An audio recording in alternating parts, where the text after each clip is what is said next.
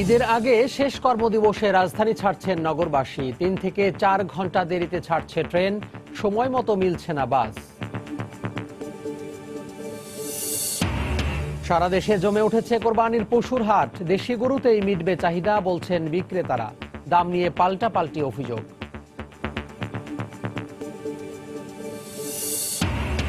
এবং ফেনীর মুহুরীগঞ্জে গরু বোঝাই ট্রাকের সঙ্গে মাইক্রোবাসের সংঘর্ষে 2 শিশুসহ নিহত 6, আরও 7 জন আহত।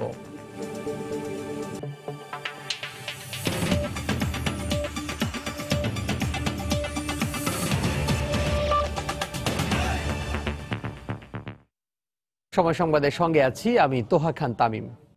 ঈদে ঘরে ফেরা মানুষের খবর। প্রিয়জনের সঙ্গে ঈদের ছুটি কাটাতে ঢাকা ছাড়ছেন নগরবাসী। সকাল থেকেই ঘরে ফেরা মানুষের কোলাহলে পূর্ণ rail station, launch terminal, bus terminal. ঈদের আগে শেষ কর্মদিবসে ট্রেনের ছাদ সহ প্রতিটি কামরায় উপচে পড়া যাত্রী নিয়ে প্রতিটি ট্রেন ঢাকা ছাড়ছে। তবে তীব্র গরমের সঙ্গে গতকালের মতো আজও প্রতিটি ট্রেন 3 থেকে 4 ঘন্টা দেরিতে ছেড়ে যাওয়ায় চরম ভোগান্তিতে পড়েন ঘরে ফেরা মানুষ। এদিকে কিছুটা বিলম্বে সদরঘাট থেকে ছেড়ে যাচ্ছে প্রতিটি লঞ্চ। চাঁদপুর, শরীয়তপুর, ভোলাগামী প্রতিটি লঞ্চে যাত্রীদের উপচে পড়া ভিড়।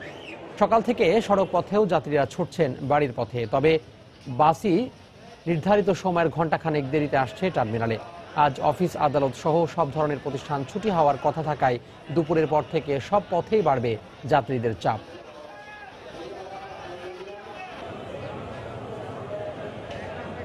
আমার ট্রেন আসার কথা ছিল হচ্ছে 6:30টার সময়, কিন্তু এখনো আসতেছে না। এখন বলতেছে যে আসবে হচ্ছে 8:30টার সময়।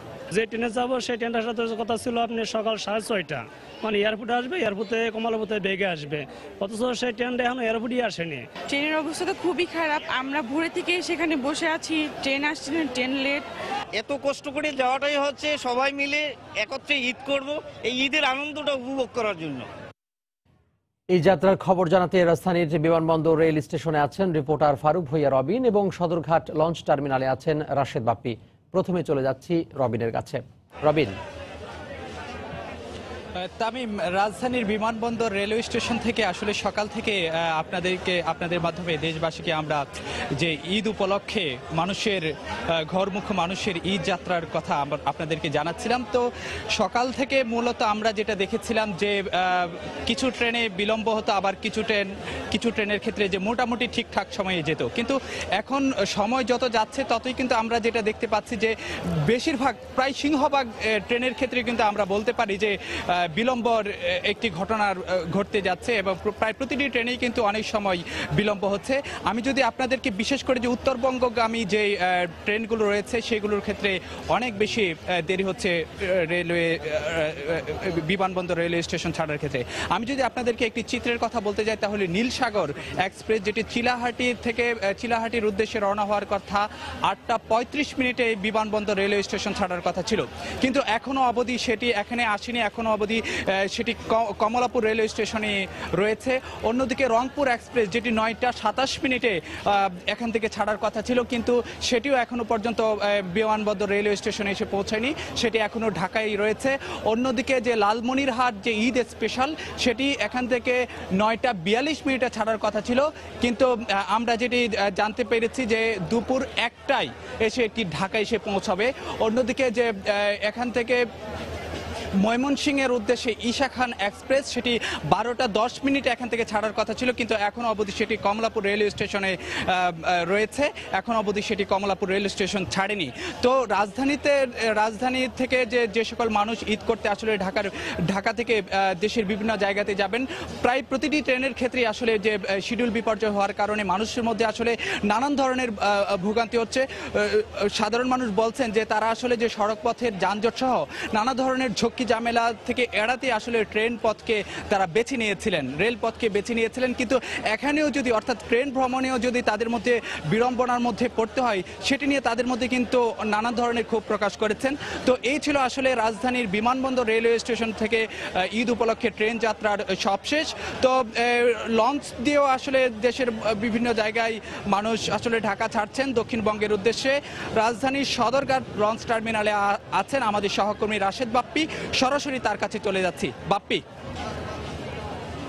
রবিন, ঈদযাত্রা শুরুর পর আজই আমরা সব থেকে বেশি যাত্রী চাপ লক্ষ্য করছি রাজধানীর সদরঘাট লঞ্চ টার্মিনালে। সকাল থেকে আমরা যে পরিমাণ যাত্রী চাপ দেখেছি, সময় যত গড়াচ্ছে যাত্রী চাপ কিন্তু ততই বাড়ছে। সকালের পর যাত্রী চাপ এখন কিন্তু আরেকটু, সকালের পর 9টার পরে আমরা কিছুটা কম দেখলেও কিন্তু এখন আবার সেই আগের মতো সেই ভোরে যেমন যাত্রী স্রোত দেখতে পেয়েছি, সেই স্রোত আবার অব্যাহত রয়েছে। আপনি জানেন যে ঈদের আগে সবশেষ কর্মদিবস আজ, সুতরাং অনেকেই অফিস করেছেন, তার কর্মস্থল থেকে ছুটি নিয়ে ইতিমধ্যে সদরঘাটমুখী হয়েছেন এবং তারা পরিবার পরিজন নিয়ে সদরঘাট হয়ে তাদের গন্তব্যে পৌঁছানোর জন্য চেষ্টা করছেন। দর্শক, আপনারা আমাদের ক্যামেরায় দেখতে পাচ্ছেন যে এখনো বেশ কিছু লঞ্চ রয়েছে যেগুলো অপেক্ষা করছে অনেক যাত্রী নিয়ে। কিছু কিছু লঞ্চ আমরা দেখতে পাচ্ছি যেসব লঞ্চ কানায় কানায় পরিপূর্ণ। যদিও বিআইডব্লিউটি এর পক্ষ থেকে বলা হয়েছিল যে যেসব লঞ্চ ভরে যাবে সেগুলো সঙ্গে সঙ্গে ছেড়ে দেওয়ার একটি নির্দেশনা ছিল, সেই নির্দেশনা কিন্তু আজকে আমরা তেমন একটা মানতে দেখিনি। আমরা দেখেছি লঞ্চ ভরে যাওয়ার পরেও বেশ কিছু লঞ্চ ছাড়ার ক্ষেত্রে 2 থেকে 3 ঘন্টা দেরি করে, এমনকি 4 ঘন্টা দেরি করেও ছেড়েছে। যদিও এই বিষয়টি নিয়ে যাত্রীরা চরম ভোগান্তি এবং ক্ষোভ প্রকাশ করেছেন। যদিও আজকে গরম কিন্তু অন্যান্য যে কোনো দিনের তুলনায় ভ্যাপসা গরম থাকলেও কিন্তু রোদটা একটু কম। আজ কিন্তু মেঘ এবং ছায়ার বা রোদের একটি খেলা দেখতে পাচ্ছি। এখন একটু গুড়ি গুড়ি বৃষ্টির মতো হচ্ছে। সুতরাং এখানে যারা অপেক্ষা করছেন বিভিন্ন গন্তব্যে যাওয়ার জন্য দক্ষিণাঞ্চলের, তারা কিন্তু যথেষ্ট বেগ পোহাতে হচ্ছে যে একটু রোদ বা একটু গরমের কারণে। যদিও এখানকার যে লঞ্চগুলো রয়েছে সেই লঞ্চগুলো কিন্তু যথাসময়ে বা যাত্রী ভরার সঙ্গে সঙ্গে ছেড়ে যাওয়ার যে নির্দেশনাটি ছিল সেই নির্দেশনাটা পুরোপুরি মানা হচ্ছে না বলে আমরা দেখতে পেয়েছি এবং সেই অভিযোগ কিন্তু এখানেও যাত্রীরাও করেছেন। যদিও লঞ্চ মালিকদের পক্ষ থেকে দাবি করা হচ্ছে যে তাদের যে কেবিনগুলো বিক্রি করা হয়েছিল, কেবিনের যে সিট, সেই কেবিনের যাত্রীরা এখনো এসে পৌঁছায়নি বলে অনেক লঞ্চ ছাড়া যাচ্ছে না। আরেকটি বিষয় জানিয়ে রাখতে চাই যে যেসব লঞ্চ, যেসব যাত্রীরা এখনো চাচ্ছেন যে গন্তব্যে যাবেন বিভিন্ন উদ্দেশ্যে, সেই সব যাত্রীদের উদ্দেশ্যে জানাতে চাই কিছুক্ষণ পরপরই, নির্দিষ্ট সময় পরপরই যেসব লঞ্চ ভরে যাচ্ছে সেই লঞ্চগুলো কিন্তু তাদের গন্তব্যে চলে যাচ্ছে। সুতরাং যারা যেতে চান তারা কিন্তু আসলেই সদরঘাটে এসে কিন্তু আপনারা শান্তিপূর্ণভাবে তাদের নৌযাত্রা বা ঈদযাত্রা সম্পন্ন করতে পারবেন বলে আমরা এখানে তেমনটাই দেখতে পেয়েছি। এই মুহূর্তে গাবতলীতে আছে সদরঘাট লঞ্চ টার্মিনাল থেকে সহকর্মী রাশেদ বাপ্পি এবং তার আগে রাজধানীর বিমানবন্দর রেলওয়ে স্টেশন থেকে সহকর্মী ফারুক ভূঁইয়া রবিন জানাচ্ছিলেন ঈদে ঘরমুখো মানুষের খবর। দেখছেন সময় সংবাদ। ক্লিক সিলিং ফ্যান, এই হাওয়া ছড়িয়ে যাবে সবখানে। আর মাত্র একদিন বাদেই কোরবানির ঈদ। শেষ মুহূর্তে ক্রেতা সমাগমে জমজমাট রাজধানী সহ সারা দেশের পশুর হাটগুলো। পশুর হাটের খবর জানাতে এই মুহূর্তে গাবতলী পশুর হাটে আছেন রিপোর্টার হাজেরা শিউলি, চট্টগ্রামের নূরনগর হাউজিং সোসাইটি পশুর হাটে আছেন রিপোর্টার শফিকুল আলম এবং রাজশাহীর সিটি হাটে আছেন রিপোর্টার রাকিবুল হাসান। আমরা সরাসরি চলে আছি তাদের কাছে। প্রথমে যাব শিউলির কাছে। শিউলি, তামিও বিজান যে গাবতলী পশুরহাট স্থায়ী পশুরহাট এবং কোরবানি উপলক্ষে এখানে কুষ্টিয়া, মেহেরপুর, সিরাজগঞ্জ, মানিকগঞ্জ, পাবনা সহ বিভিন্ন অঞ্চল থেকে খামারি ও ব্যাপারীরা বিপুল পরিমাণ গরু নিয়ে এসেছেন এবং আমরা ছোট বড় মাঝারি সব ধরনের গরু সরবরাহ এখানে দেখতে পেয়েছি। ভারতীয় গরুও আছে কিছু, তবে দেশীয় গরুর চাহিদাই বেশি। এবং আপনারা জানেন যে কোরবানের গরুর বাজারে অনেকে অসাধু ব্যাপারীদের একটা লক্ষ্য থাকে যে কৃত্রিম উপায়ে গরু মোটা তাজা করে থাকে তারা ক্রেতাদের কাছে বেশি দামে বিক্রির জন্য, এবং সেটি যেন না হয় সে উপলক্ষে আজকে গাবতলী হাটে র্যাবের একটি টিম তারা এই বিষয়টিতে অভিযান চালাচ্ছেন এবং গরুগুলো পরীক্ষা নিরীক্ষা করছে। প্রাণী সম্পদ অধিদপ্তরে চিকিৎসক দলের 10 সদস্যের একটি প্রতিনিধি দল আছে এবং এই সকাল 11টার পর তারা এখানে এসেছেন এবং এই পর্যন্ত 2 জনকে তারা আটক করেছেন যাদের কাছে কৃত্রিম ব্যথানাশক যে ওষুধগুলো দিয়ে তারা বলছেন যে কৃত্রিমভাবে গরু মোটা তাজা করা হয়ে থাকে এবং এই ওষুধগুলো পরবর্তীতে আসলে গরুর ফুসফুসে ক্ষতিগ্রস্ত হয় এবং 3 থেকে 4 মাসের মধ্যে গরুগুলো মারা যায়। তো সেই কারণেই তারা এই ধরনের প্রবণতা যেন রোধ করা যায় সেই উদ্দেশ্যে তারা এখানে এসেছেন এবং 2 জনকে আটক করেছেন। তাদের কাছে এই ধরনের ব্যান্ড আমদানি নিষিদ্ধ ওষুধ পাওয়া গেছে। তো সকাল থেকে এখন আমরা দেখতে পেয়েছি যে কিছু কিছু ক্রেতা আসতে শুরু করেছেন এবং তারা দরদাম করে গরু কিনছেন। তবে বিক্রেতাদের অভিযোগ যে তারা যে প্রত্যাশা নিয়ে এসেছিলেন সেই দামে তারা বিক্রি করতে পারছেন না। তবে ক্রেতারা অনেকেই বলেছেন যে তাদের সন্তুষ্ট অনুযায়ী তাদের চাহিদা অনুযায়ী তারা গরু পাচ্ছেন, তবে কোনো কোনো ক্রেতা বলছেন যে গরুর দাম বেশি। গাবতলী পশুর হাট থেকে এটা ছিল আমার কাছে। এখন আমরা চলে যাচ্ছি চট্টগ্রামের কোরবানি পশুর হাটের খবর জানতে সহকর্মী শফিকের কাছে।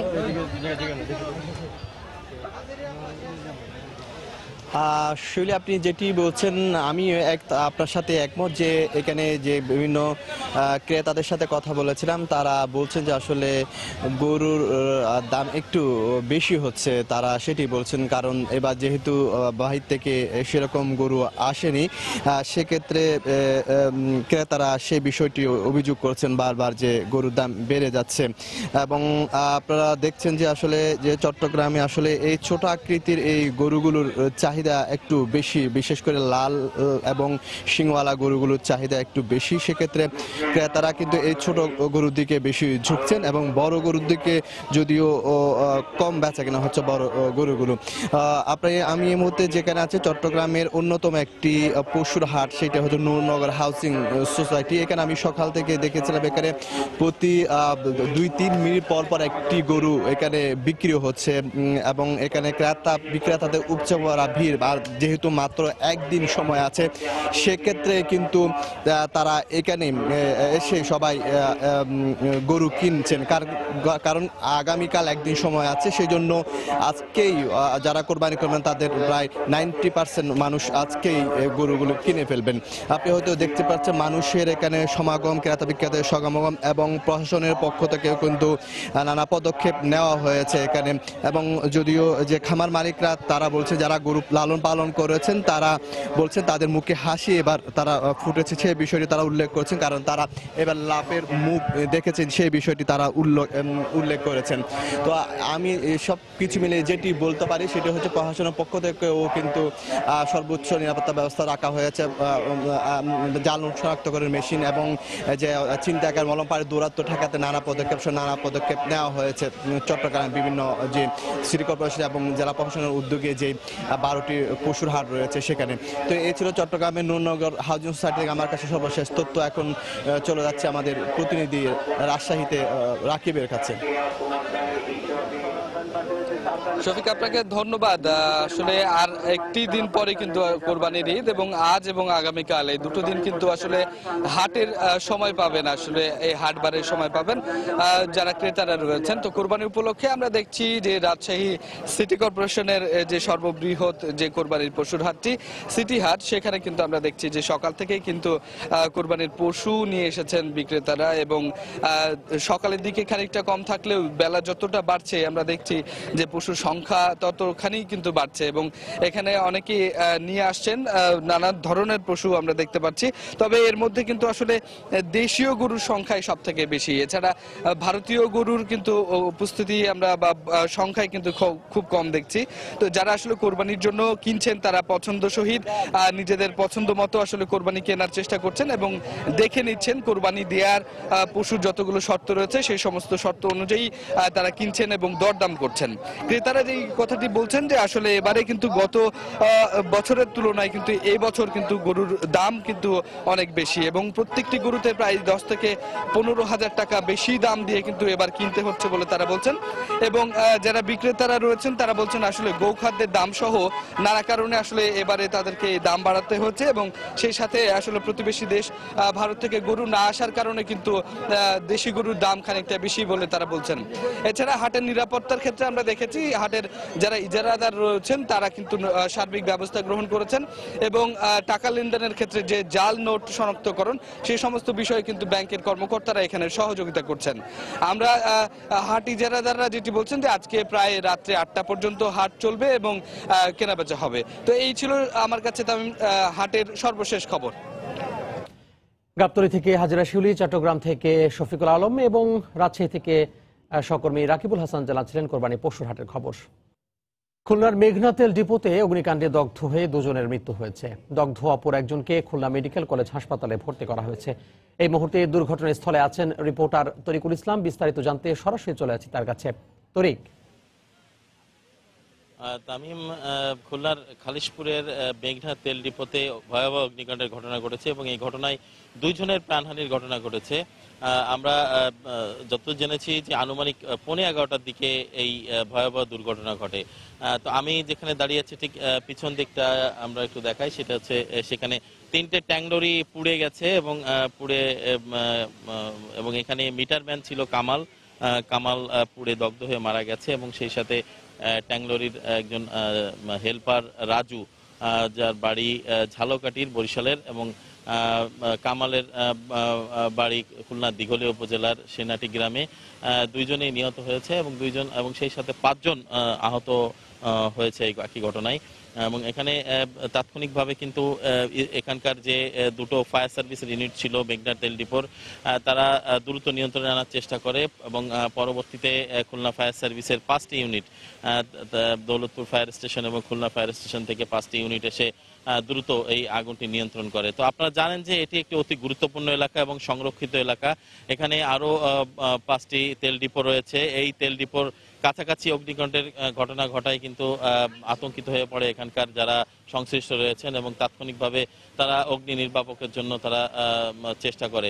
তো যে দুর্ঘটনাস্থল সেখানে কিন্তু এখনো পর্যন্ত পানি দেওয়া হচ্ছে এবং আশেপাশের যে তেলের ডিপো রয়েছে সেই তেলের ডিপোগুলোতেও কিন্তু পানি দিয়ে এটাকে যাতে কোনো রকম দুর্ঘটনা না ঘটে সেই ব্যাপারে ফায়ার সার্ভিস ব্যবস্থা গ্রহণ করছে। তো সব মিলিয়ে এই ছিল আমার কাছে তামিম খুলনার খালিশপুরের তেল ডিপো থেকে, মেঘনা তেল ডিপো থেকে অগ্নিকাণ্ডের ঘটনার সর্বশেষ। ফেনীতে ট্রাকের ধাক্কায় মাইক্রোবাসের যাত্রী একই পরিবারের 5 সদস্য সহ 6 জন নিহত হয়েছেন। এ ঘটনায় আহত অন্তত 7 জন। ভোরে ঢাকা চট্টগ্রাম মহাসড়কে ফেনীর মুহুরীগঞ্জ এলাকায় এই দুর্ঘটনা ঘটে। আহতদের 3 জনের অবস্থা আশঙ্কাজনক বলে জানিয়েছেন কর্তব্যরত চিকিৎসক। ফেনী থেকে বখতিয়ার মুন্না ও লক্ষ্মীপুর থেকে মাহবুব আলমের পাঠানো তথ্য ছবি নিয়ে রিপোর্ট। 3 বছর পর দেশে ফিরে স্বজনদের সঙ্গে ঈদ উদযাপনের কথা ছিল কাতার প্রবাসী লক্ষ্মীপুর সদর উপজেলার মটবি এলাকার সবুজের। আর বিমানবন্দর থেকে বাবাকে নিয়ে বাড়ি ফেরার কথা ছিল শুভ ও নোমানের। কিন্তু সড়ক দুর্ঘটনায় অকালেই ঝরে পড়ল ছোট 2টি প্রাণ। বাবার সঙ্গে ঈদ উদযাপন হলো না তাদের। পুলিশ ও ফায়ার সার্ভিস জানায় মাইক্রোবাসটি বিদেশ ফেরত স্বজনকে আনতে চট্টগ্রাম শাহ আমানত বিমানবন্দরের উদ্দেশ্যে যাচ্ছিল। ঢাকা চট্টগ্রাম মহাসড়কের মুহুরীগঞ্জ এলাকায় পৌঁছালে সড়কে ইউটার্ন নেওয়ার সময় গরু বোঝাই একটি ট্রাক মাইক্রোবাসটিকে ধাক্কা দিলে দুমড়ে মুচড়ে রাস্তার পাশে পড়ে যায়। এতে ঘটনাস্থলে 2 শিশু ও 3 নারী সহ 6 জন নিহত হন। টাকা পয়সা ধার কর্জ করি তাকে বিদেশ পাঠানো হয়েছে, এখনো তার দেওনা পরিশোধ হয়নি। সরকারের কাছে আমরা এটাই অনুরোধ জানাই যে ওনার সপরিবারের যেন সরকারে দেখে। খবর পেয়ে পুলিশ ঘটনাস্থলে পৌঁছে ফায়ার সার্ভিসের সহায়তায় আহত 7 জনকে উদ্ধার করে 3 জনকে চট্টগ্রামের বারোয়ার হাটের একটি বেসরকারি হাসপাতালে ও অপর 4 জনকে আশঙ্কাজনক অবস্থায় ফেনী সদর হাসপাতালে ভর্তি করেন। মৃতদেহ টোটাল আমরা 6 জন পাই। এর ভিতরে 2 জন হলো শিশু, 3 জন হলো নারী আর 1 জন হলো পুরুষ। এদেরকে আমরা উদ্ধারের পরে পুলিশের হেফাজতে দিয়ে দিই। চালক এবং হেল্পার আমরা যতটুকু খবর পেয়েছি 3 জন ছিল, রাখাল 1 জন, চালক এবং হেল্পার। চালক হেল্পারকে এখনো আমরা পাইনি, তবে আমরা কাগজপত্র পেয়েছি, তখন আমরা ব্যবস্থা নেব। এদিকে দুর্ঘটনার পর হাসপাতালে আহতদের দেখতে যান ফেনীর জেলা প্রশাসক মোহাম্মদ ওয়াহিদুজ্জামান। এ সময় নিহতদের আর্থিক সহায়তা দেয়া হয়। এ ঘটনায় ঘাতক ট্রাকটি জব্দ করতে পারলেও ট্রাক চালককে আটক করতে পারেনি পুলিশ। দুর্ঘটনা কবলিত গাড়ি দুটি মুহুরীগঞ্জ মহাসড়ক পুলিশ ফাঁড়িতে রাখা হয়েছে। সময় সংবাদ, ফেনী। এ পর্যায়ে শীর্ষ সংবাদগুলো জানিয়ে দিচ্ছি আরও একবার।